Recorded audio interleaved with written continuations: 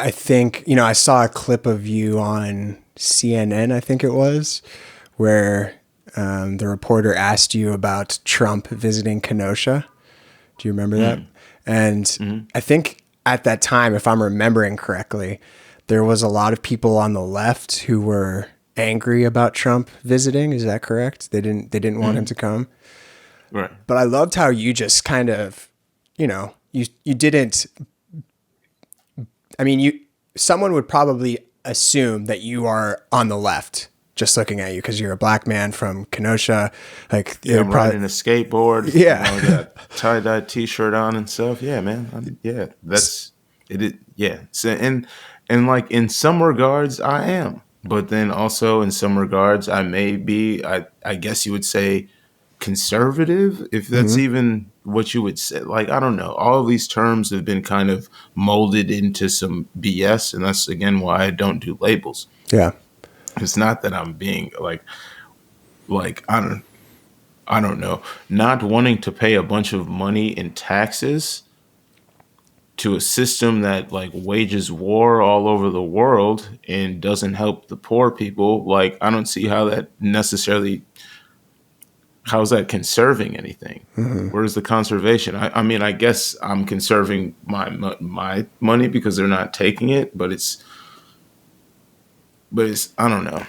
Yeah, It's just that in particular has gotten really twisted because I mean, typically, let me just finish my thought first before we go down that go road. ahead. So I brought up the reporter because the popular line was to be angry about Trump coming and to not want him there. But you said in the CNN interview, you were like, no, I think he should be here.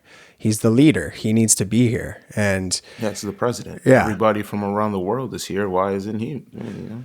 have you always been able to stand your ground like that? Is that something that's characterized you throughout your life, or like how did you develop that ability to just be yourself so much? I mean, you have to be. You don't have a choice but to be yourself. And then I suppose, I mean, I have to give credit to my grandmother who raised me. I mean, she was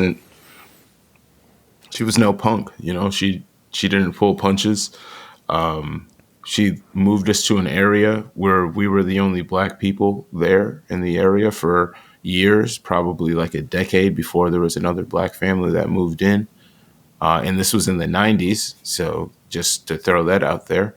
And then she was also in a same-sex marriage, you know, and it's a situation where it's incredibly volatile, and I never seen her not one time have anyone ever like back her down, you know, like she always stood her ground. There was nothing you could do or say, and she was the nicest person. So as long as you didn't cross her, then everything was cool, you know.